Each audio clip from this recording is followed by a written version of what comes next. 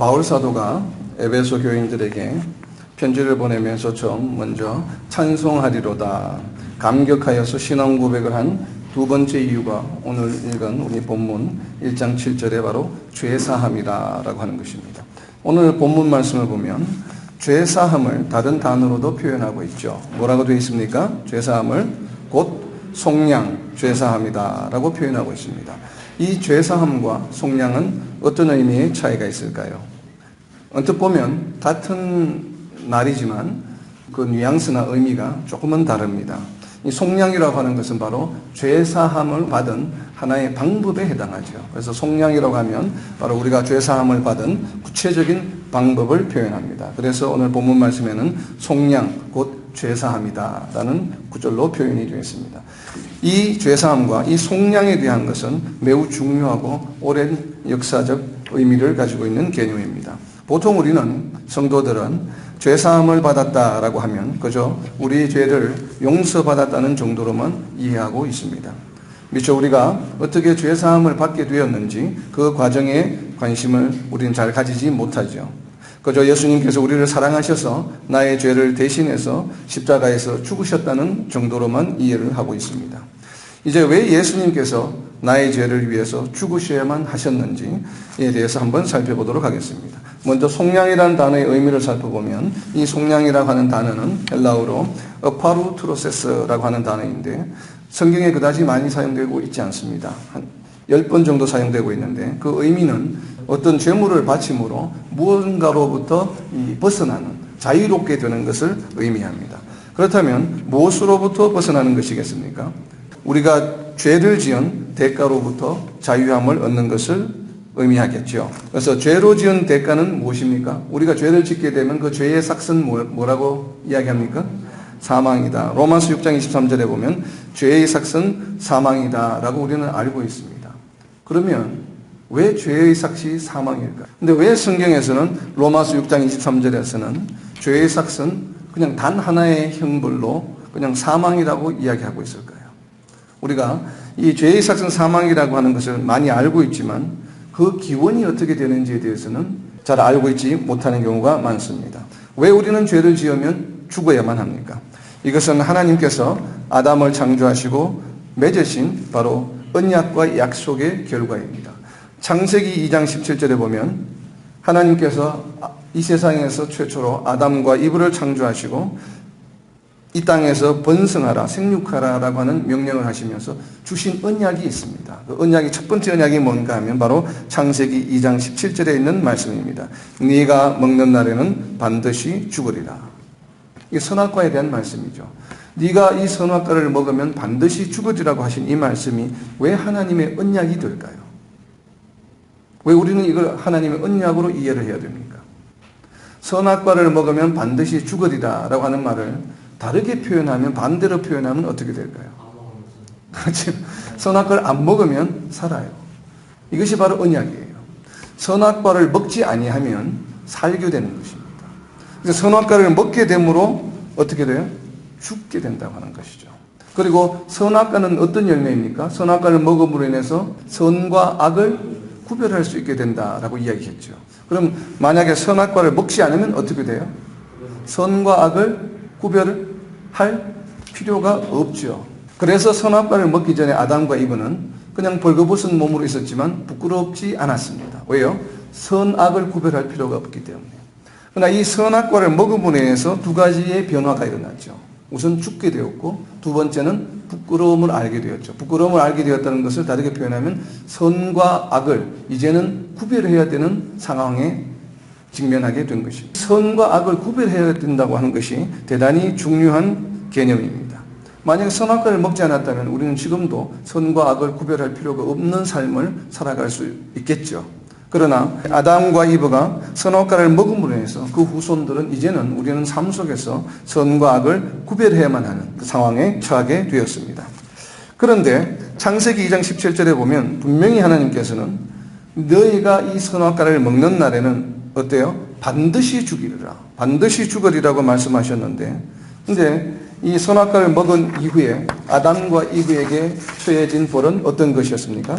창세기 3장 16절에 보면 이브에게는 출산의 고통을 더하시고 남편의 다스림을 받는 이 두 가지 형벌이 주어졌습니다.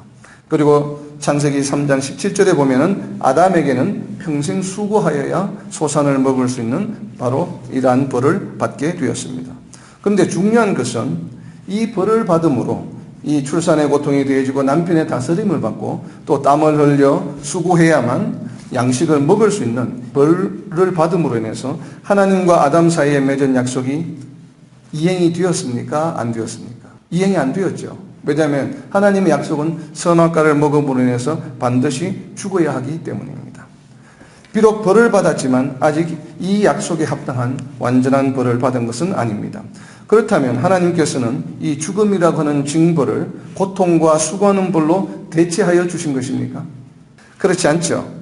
하나님은 신실한 분이시기에 하신 말씀은 반드시 이루어져야만 합니다. 어떤 형태로든지 하나님의 언약은 반드시 이루어집니다. 왜냐하면 하나님은 또한 반드시 보응하시는 하나님이시기 때문입니다. 어느 정도로 철저하게 보응하시는가 하면 예레미야서 32장 19절 말씀에 보면 인류의 모든 길을 주목하시며 그의 길과 행위의 열매대로 보응하시겠다고 말씀하십니다. 인류 역사의 모든 길을 주목하시며, 그럼 인류가 최초로 시작한 이후로부터 있었던 모든 사람들의 행위를 한 사람도 빼놓지 않고 다 주목하시며 그의 길과 행위에 반드시 그 열매대로 보응하시겠다고 하실 정도로 하나님께서는 철저하신 분이십니다. 그리고 또 출애굽기 34장 7절의 말씀에 보면 죄를 용서하여 주시지만 벌은 반드시 주신다라고 되어 있습니다. 우리가 비록 죄를 짓고 나서 회개하면 하나님께서 우리를 용서하여 주시지만 벌은 반드시 주신다라고 분명히 출애굽기 34장 7절에서 언급하고 있습니다. 때문에 하나님께서는 바로 아담과 이브에게 하신 정령 죽으리라고 하는 약속을 지키셔야만 하셨습니다. 어떻게 그 약속을 지키셨습니까? 성경에 명확하게 이에 대한 설명이 되어 있지는 않지만 우리가 창세기 3장 21절을 보면 우리가 이 하나님의 약속이 성취되었음을 유추해 볼 수 있습니다. 창세기 3장 21절입니다. 보시면 아담과 그의 아내를 위하여 가죽옷을 지어 입히시니라. 아담과 이브를 위해서 죄를 지은 이후에 가죽옷을 입혀주셨습니다. 이것이 왜 하나님께서 창세기에서 말씀하신 너희가 선악과를 먹으면 정령 죽으리라 라고 한 이 말씀이 성취된 것일까요? 가죽옷을 입혀주심으로 용서해 주신 것인가요? 부끄러움을 면하게 해주신 것인가요? 왜 가죽옷을 입혀주신 이 말씀이 앞절에서 이야기한 정령 죽으리라고 하는 말씀이 성취된 것으로 우리는 해석할 수 있겠습니까? 가죽옷은 어떻게 만들어요? 동물을 죽여야만 되죠.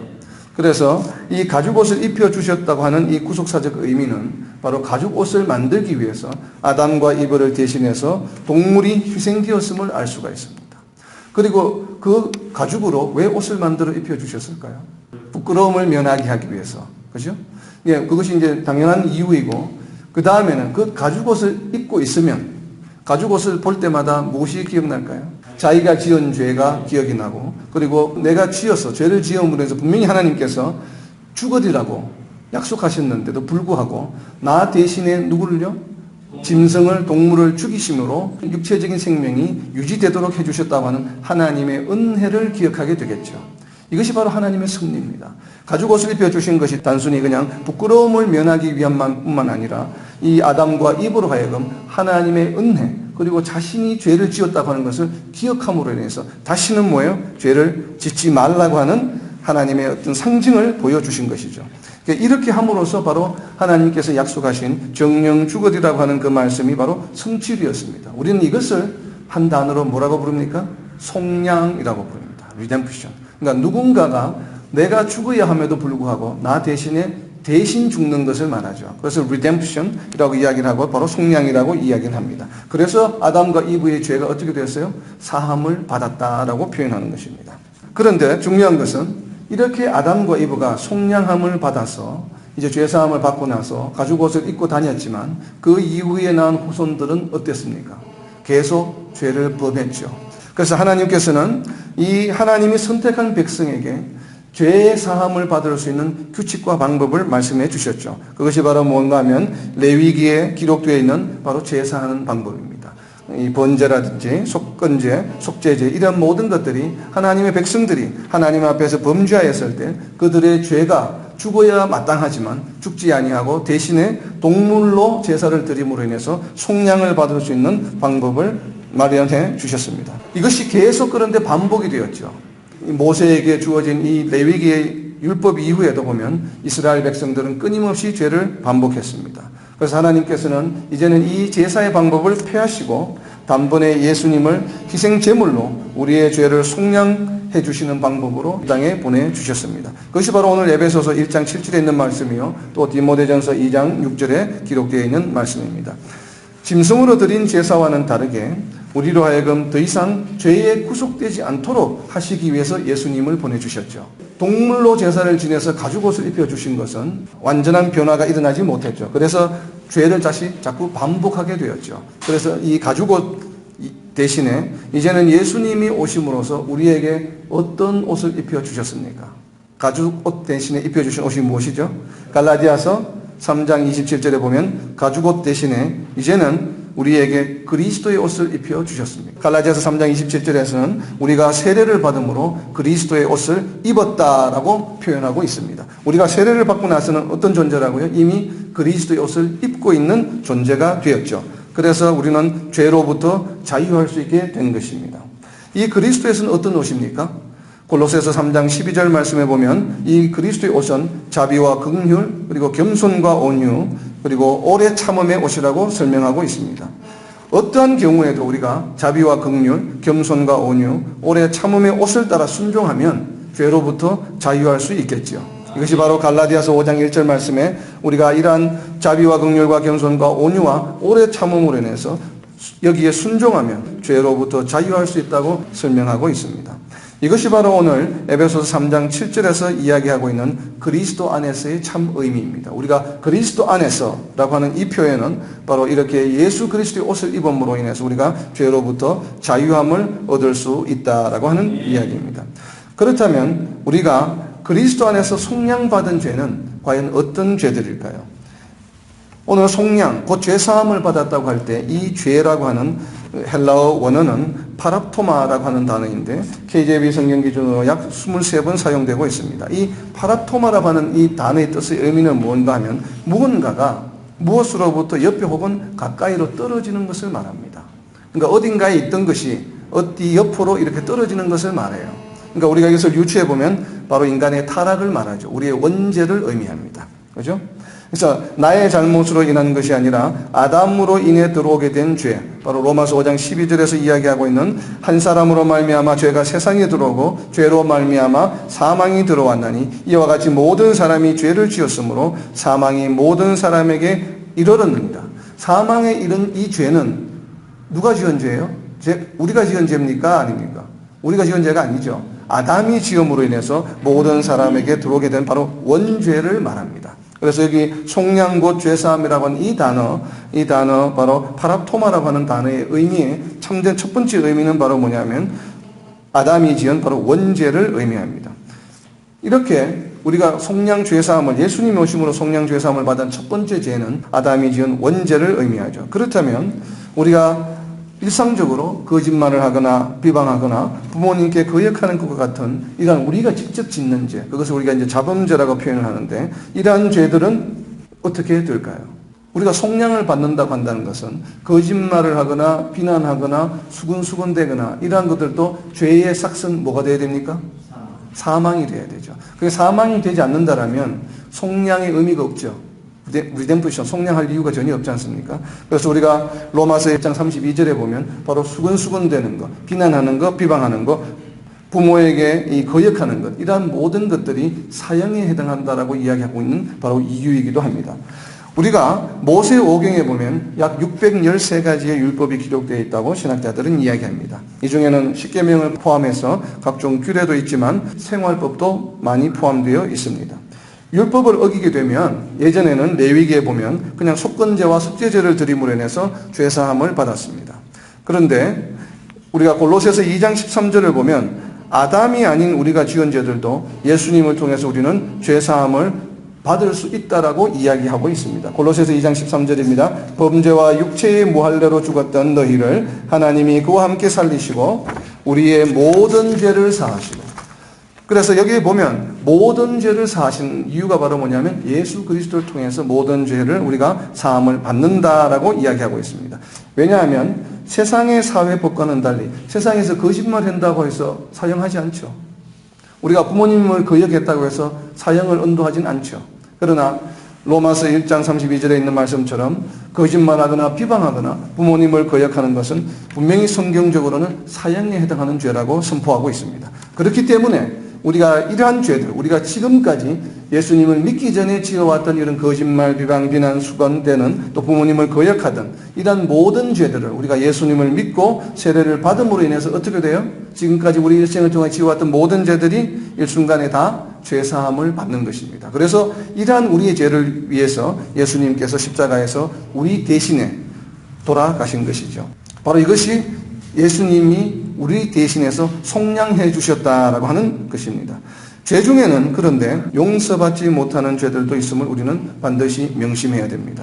성경 말씀 한 구절 찾아보겠습니다. 사무엘상 3장 14절에 보시면 우리가 용서함을 받지 못하는 죄에 대해서 설명하고 있는 하나의 예가 있습니다. 그러므로 내가 엘리의 집에 대하여 맹세하기를 엘리 집의 죄악은 제물로나 예물로나 영원히 속죄함을 받지 못하리라.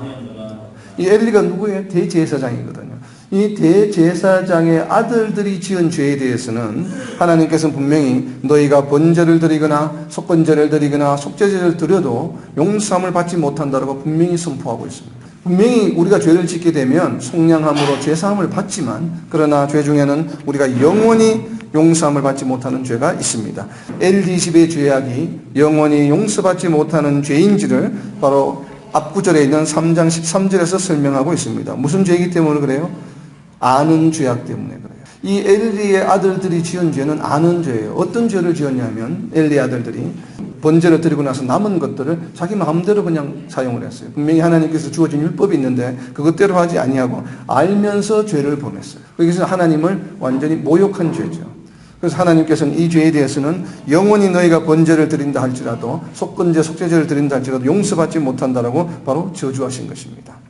그래서 이 사무엘상 3장 13절에 보면 이 죄악이 용서받지 못하는 이유는 하나님을 모욕하는 죄, 그것도 모르고 지은 죄가 아니라 알면서 고의적으로 지은 죄들이기 때문에 그래요. 그래서 엘리 아들들이 저주를 자청하는데도 또 이 엘리 제사장이 금하지 않았습니다.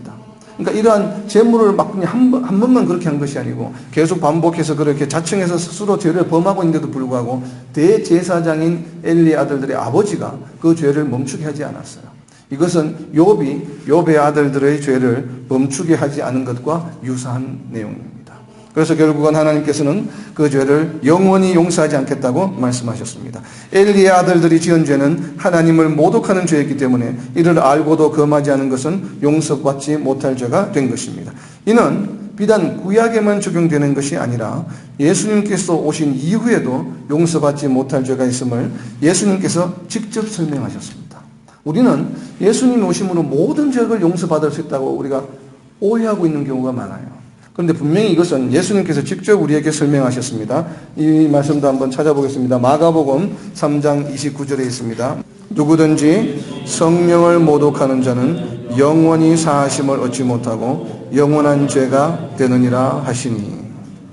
성령을 모욕하는 죄는 예수님의 피로서도 우리가 죄사함을 받을 수 없다고 예수님께서 직접 설명하셨습니다. 성령을 모독한다는 것은 과연 어떤 것을 말하겠습니까? 첫 번째는 성령을 모욕하는 것의 가장 첫 번째는 뭘까요? 성령의 도우심과 은혜로 용서를 받을 수 있음을 거부하는 것을 말해요. 복음을 거부하는 것을 말합니다. 복음을 거부하니까 당연히 용서함을 못 받죠. 복음을 받아들여야 용서함을 받을 수 있는데 우리가 복음을 전가할 때 복음을 부정해요. 그러니까 예수님의 피로 용서함을 받고 영생을 얻을 수 있다고 하는 사실을 믿지 않고 거부하는 죄를 말합니다. 이것이 가장 첫 번째가는 성령을 모독하는 죄입니다. 그렇지만 무지하여서 거부하는 것은 나중에 회개하고 돌아오면 용서받을 수 있습니다. 왜냐하면 알지 못했기 때문에. 무지해서 아직 하나님이 어떤 분이신지 예수님이 어떤 분이신지 알지 못해서 우리가 복음을 전거했을 때 그 순간에 거부하는 사람들은 나중에 시간이 흐르고 나면 또 몇 년이 흐르고 나면 언젠가는 회개하고 돌아오는 경우가 있죠. 이런 경우에는 용서함을 받는다라고 이야기하고 있습니다. 그렇지만 회개해도 용서받지 못하는 경우가 있습니다. 이것이 어디에 있냐면 히브리서 10장 26절에 있습니다. 우리가 진리를 아는 지식을 받은 후 짐짓 죄를 범한 적 다시 속죄하는 제사가 없고 27절에 보면 오직 무서운 마음으로 심판을 기다리는 것과 대적하는 자를 태울 맹렬한 불만 있으리라.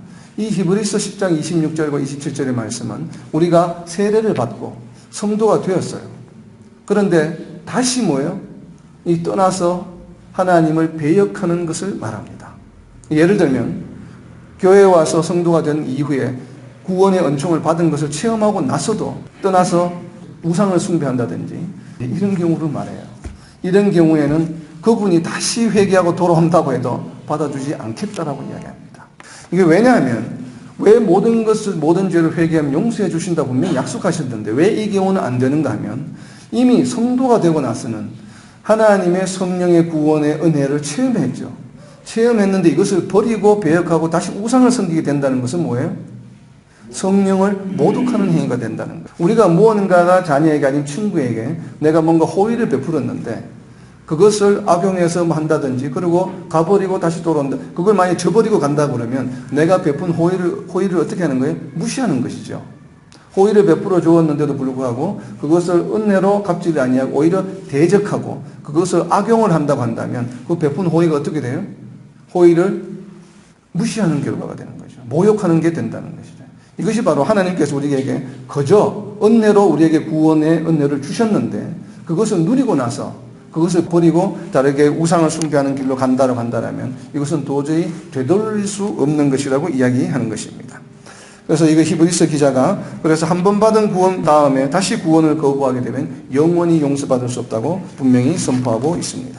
그리고 또 다른 죄는 우리가 성도들이 마음속에 그리낌이 되는 죄가 있습니다. 바로 뭔가 하면 구원받은 후에 고의적으로 동일한 죄를 지속적으로 짓는 경우에는 어떻게 될까요? 우리가 지난주에 지은 죄를 이번 주에 또 짓는 경우도 있죠. 많습니다. 그죠? 그러나 그것이 우리가 연약해서 우리가 고의적이 아니고 나도 모르게 어떠한 상황 때문에 짓는 죄라면 분명히 용서를 받습니다. 회개하면. 그러나 고의적으로 계획해서 기획해서 일부러 같은 죄를 계속해서 동일하게 짓는다라면 그 죄는 용서받기가 힘듭니다. 왜냐하면 우리가 정말 구원받은 사람이라면 죄를 짓지 않아요. 죄를 짓지 않는데 우리가 연약하다 보니까 때로는 우리가 우발적으로 나도 모르게 죄를 지을 수가 있습니다. 그렇죠? 이거는 이제 실수 짓는 죄죠. 이러한 죄들은 회개하면 용서받을 수 있습니다. 그러나 그것이 아니라 악의적으로 일부러 고의적으로 죄를 짓는데 물론 어떤 경우에 사탄의 시험에 빠져서 뭐 그렇게 한번 지을 수는 있겠죠. 그런데 그것이 반복해서 계속 죄를 짓는다고 한다면 이것은 문제가 있는 것입니다. 왜 그러냐면 이것은 아예 구원을 제대로 받지 못한 것으로 간주되기 때문에 그래요. 왜 그러냐면 요한일서 마지막으로 한 구절 찾아보겠습니다. 요한일서 3장 9절 말씀입니다. 하나님께로부터 난 자마다 죄를 짓지 아니하나니 이는 하나님의 씨가 그의 속에 거하며 그도 범죄하지 못하는 것은 하나님께로부터 났습니다. 우리가 어떻다고요? 성도들은 범죄할 수가 없어요. 이유가 뭡니까? 우리 안에 하나님의 씨가 있기 때문에. 구원받고 세례받은 사람들은 선물로 뭘 주셔요? 우리에게 성령을 주시기 때문에. 우리의 몸이 뭐예요? 하나님이 거하실 만한 성전이기 때문에 우리는 도저히 범죄하지 못하는 것은 하나님께로부터 난 존재들이기 때문에 우리가 하나님의 아들들이라 이야기하지 않습니까? 에베소서에 그죠? 그런 것처럼 우리가 진정한 성도라면 죄를 지을 수 없어요. 그렇기 때문에 죄를 기획해서 악의적으로 동일한 죄를 반복한다는 것은 무슨 말이에요? 하나님께로부터 온전히 지금 난 상태가 아니라고 하는 것이죠. 그래서 정말 내가 이런 어떤 악의적인 죄를 고의적으로 기획해서 계속 반복해서 짓고 있다라고 판단한다면 우리는 새롭게 거듭나야 합니다. 진정한 회개가 이루어져야 돼요. 그래야만 우리는 죄사함을 받을 수가 있습니다. 그래서 특별히 요한일서 3장 9절 말씀은 우리가 잘 기억하기를 바랍니다. 우리가 정말 우리 성도들이라고 하는 존재는 뭐냐면 그리스도의 옷을 입고 있기 때문에 죄를 지을 수 없는 존재예요. 그러나 우리 그리스도의 옷 안에 있는 여전히 또 뭐예요? 로마서 8장에 보면 죄를 짓는 죄성의 육체가 그리스도의 옷 안에 있기 때문에 우리는 간혹 죄를 지을 수 있습니다. 그러나 그러한 죄들은 우리가 부지불식간에 알지 못하는 가운데 우리가 실수로 짓는 죄들이에요. 이러한 죄들은 우리가 언제든지 회개하면 용서받을 수 있습니다. 그러나 우리가 죄를 기획해서 악의적으로 짓는다는 것은 이미 우리가 온전히 그리스도의 옷을 입고 있지 않다라고 하는 것을 우리는 알아야 합니다. 말씀을 맺겠습니다. 우리는 예수님께서 우리의 죄를 대신하여 십자가에서 피 흘려 돌아가심으로 우리의 원죄와 지금까지 지은 모든 죄들을 속량해 주셨으므로 믿음으로 죄사함을 얻은 존재입니다.